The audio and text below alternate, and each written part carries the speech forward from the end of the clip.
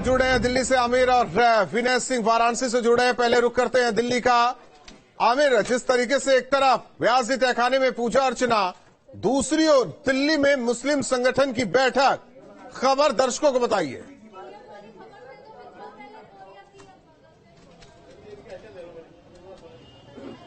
देखिए, जिस तरह से वाराणसी कोर्ट ने बाकायदा फैसला लिया था और पूजा अर्चना करने की इजाजत दी थी व्यास तहखाना परिसर के अंदर, उसके बाद जो है आज सुबह से चर्चा ये चल रही थी कि मुस्लिम पक्ष के जो लोग हैं, खासतौर पर जो संगठन हैं, बड़े संगठन, वो बैठक कर सकते हैं। ठीक हम उसी जगह मौजूद हैं दिल्ली के आईटीओ पे। अगर आप देखेंगे, ये जमीयत उलेमाए हिंद का दफ्तर है और जमीयत उलेमाए हिंद का जो दफ्तर है वो यहाँ पर आप देख सकते हैं। यहाँ पर आईटीओ पर बड़ा दफ्तर है। यहाँ पर तमाम संगठन के जो लोग हैं वो यहाँ पहुंच चुके हैं, चाहे वो जमीयत उलेमाए हिंद के अरशद मदनी हो या फिर तमाम दूसरे संगठन से जुड़े हुए, मुस्लिम संगठन से जुड़े हुए लोग हों, मुस्लिम पर्सनल लॉ बोर्ड के मेंबरान हों, वो तमाम लोग जो है यहाँ पे जुड़ चुके हैं। कुछ लोगों का आना जाना लगातार चल रहा है और जिस तरह से कोर्ट ने कल रुख दिया है अपना, इससे बात साफ जाहिर होती है कि अब ये लड़ाई जो है आगे हाई कोर्ट और सुप्रीम कोर्ट तक पहुंचने की उम्मीद है।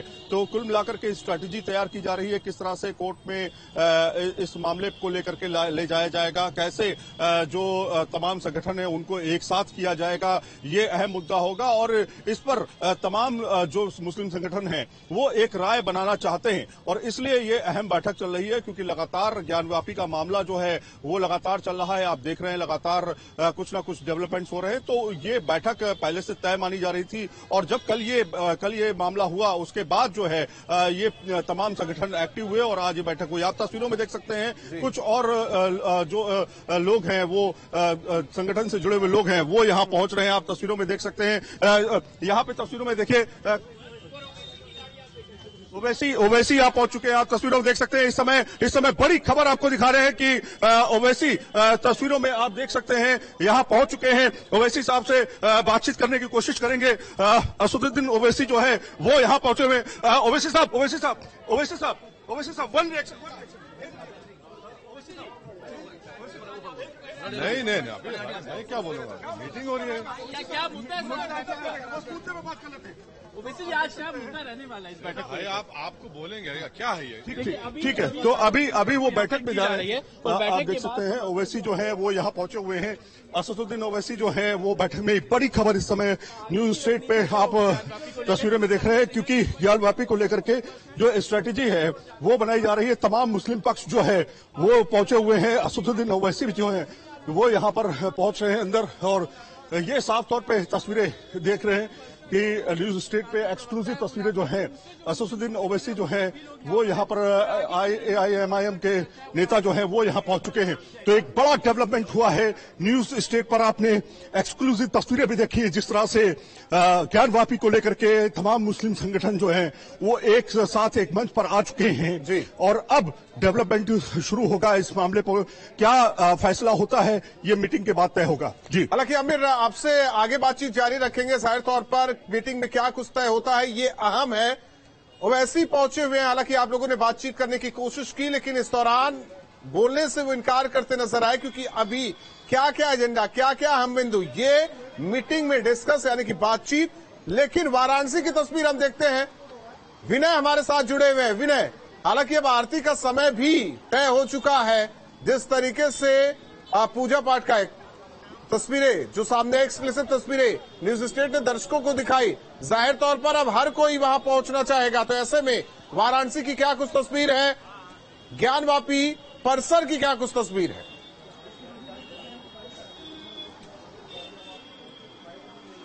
ये बताते हैं, ज्ञानवापी परिसर के आसपास जो है सुरक्षा व्यवस्था सुबह से ही बढ़ा दी गई थी। और बात की जाए तो आज जो दर्शनार्थी थे वो अलग ही मूड में नजर आ रहे थे। जो दर्शन करने जो आ रहे थे, वो जो बाहरी दर्शनार्थी थे वो यही कहते नजर आ रहे थे कि हम लोग कितना सौभाग्यशाली है कि आज हमें व्यास जी के तहखाने का भी दर्शन करने को मिल गया। तो व्यास जी के तहखाने पे जो दरवाजा लगा, कल रात में जो पूजा पाठ हुआ, उसे बाहर से दर्शन करने के लिए इन लोगों की अनुमति हो गई। और हमारे साथ कुछ वाराणसी के कुछ लोग हैं, क्योंकि जब से फैसला आया तब से पूरे वाराणसी उस तहखाने से बाहर कर दिया गया। Section 3 of places of worship act के वायलेशन में वहां बैरिकेडिंग लगा दी गई बिना किसी रिटर्न ऑर्डर के। मेरी इस बात को प्लीज अप्रिशिएट करिएगा कि बिना किसी रिटर्न ऑर्डर के पूजा रोकी गई और बिना किसी रिटर्न ऑर्डर के वहां बैरिकेडिंग लगाई गई, बिना कोई नोटिस दिए हुए। तो आज उस इलीगल काम को माननीय डिस्ट्रिक्ट कोर्ट वाराणसी ने रेक्टिफाई किया है और मैं बहुत खुश हूं कि राज्य सरकार ने कोर्ट के ऑर्डर की कंप्लायंस में वहां पे पूजा पाठ स्टार्ट कर दी। 7 दिन का टाइम दिया गया है, तो कब तक मानते पूरा हो जाएगा? नहीं, पूजा पाठ शुरू हो चुकी है और कल रात से ही पूजा पाठ शुरू हो गई है।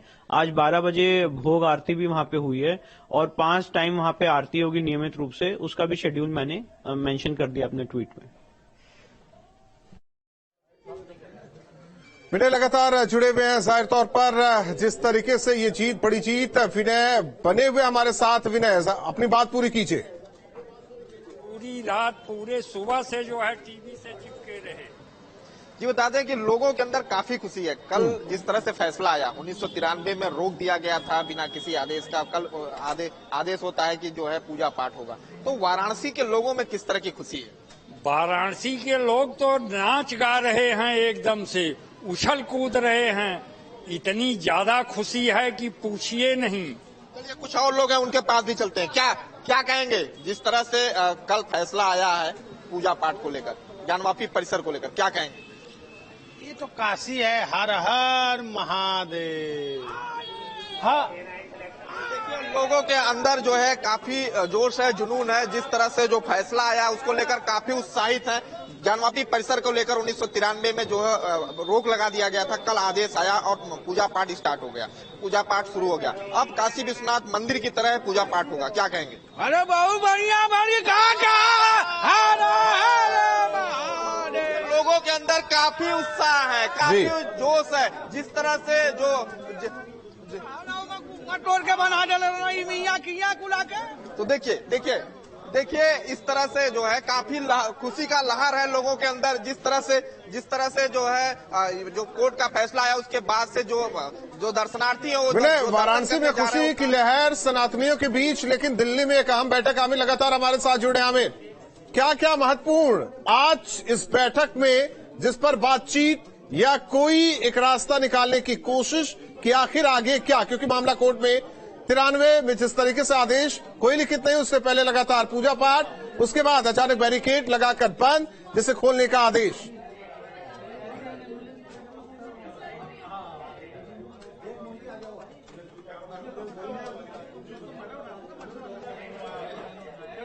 आमिर, आवाज आ रही है आपको?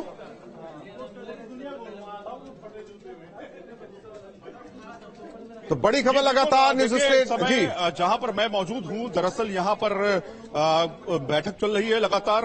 आप तस्वीरों में देख सकते हैं कि इस समय जो बैठक है वो यहां पर शुरू हो चुकी है।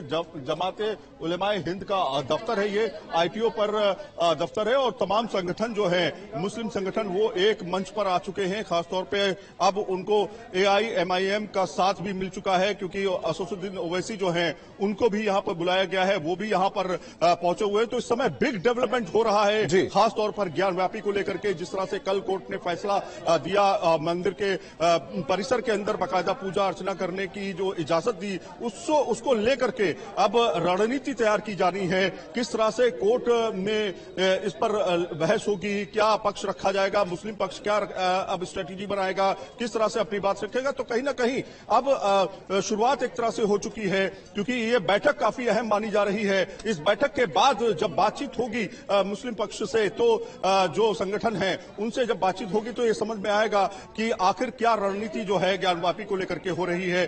जिस तरह से कल कोर्ट ने अपना इजाजत दी हिंदू पक्ष को वहां पर पूजा अर्चना करने की। जी आमिर, जाहिर तौर पर कई चीजें देखी जाए। एक तरफ श्रृंगार गौरी का मामला, दूसरी ओर SI की रिपोर्ट, तीसरी तरफ व्यासी तहखाने का खुलना, पूजा पाठ, चौथी तरफ जिसे शिवलिंग बताया जा रहा है, साइंटिफिक जांच की मांग जिसे सुप्रीम कोर्ट ने सील कर रखा है उस एरिया को लेकर।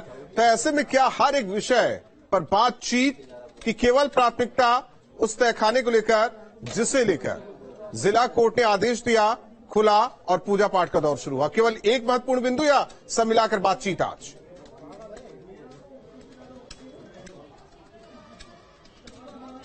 देखिए, आज ओवरऑल बातचीत है। ये आपको बता दें कि जो स्ट्रैटेजी मुस्लिम संगठनों ने अपनाई है उसमें साफ तौर पे ये बात कही जा रही है कि हम ज्ञानव्यापी के मामले को कोर्ट तक लेके जाएंगे। पहला ये, दूसरा ये कि उस मुद्दे पर जो है लगातार पक्ष विपक्ष पर बातचीत होती रही है। तीसरा ये कि जितने मामले हैं इसमें उनको सभी को रखा जाएगा, सिर्फ ज्ञानव्यापी ही नहीं, दूसरे अहम मुद्दों को भी सामने रखा जाएगा। तो वहीं पर आप देखिए AIMIM के नेता असदुद्दीन ओवैसी जो है वो कहीं ना कहीं इस मामले के साथ अगर जुड़ते हुए जा रहे हैं तो ये मामला थोड़ा सा राजनीतिक भी हो जाएगा। तो कहीं ना कहीं राजनीतिक पार्टियां जब इसके साथ जुड़ जाएंगी तो जाहिर तौर पर इस मामले को लेकर के गहमा गहमी राजनीतिक तौर पर भी देखी जाएगी। तो अभी शुरुआत इसकी हुई है, देखना यह है कि स्ट्रैटेजी क्या बनाई गई है, आज कितने संगठनों ने बैठक की है, उस बैठक का नतीजा क्या निकला है।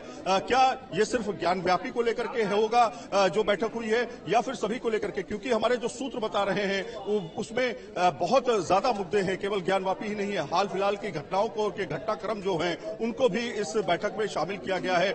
कुछ लोग हैं क्या सर, बातचीत करने की हम कोशिश जरूर कर रहे हैं, कुछ समझने की कोशिश करने चाहते हैं ताकि हमें समझ में आए कि बैठक जो चल रही है उसमें क्या बातें हो रही हैं, किस तरह के मुद्दों को रखा जा रहा है। अभी कोशिश है, लेकिन फिलहाल अभी तक आधिकारिक तौर पर कोई भी बातचीत करने के लिए बाहर नहीं आया। हमें थोड़ा इंतजार करना होगा क्योंकि बैठक अभी चल रही है। तो 1 से 1.5 घंटे तक ये बैठक चलेगी, उसके बाद ये माना जाएगा कि क्या आखिर स्ट्रैटेजी अपनाई जा रही है मुस्लिम संगठनों की। आमिर, पीछे देखिए, कुछ लोग हैं, क्या बातचीत हो सकती है क्या संगठन?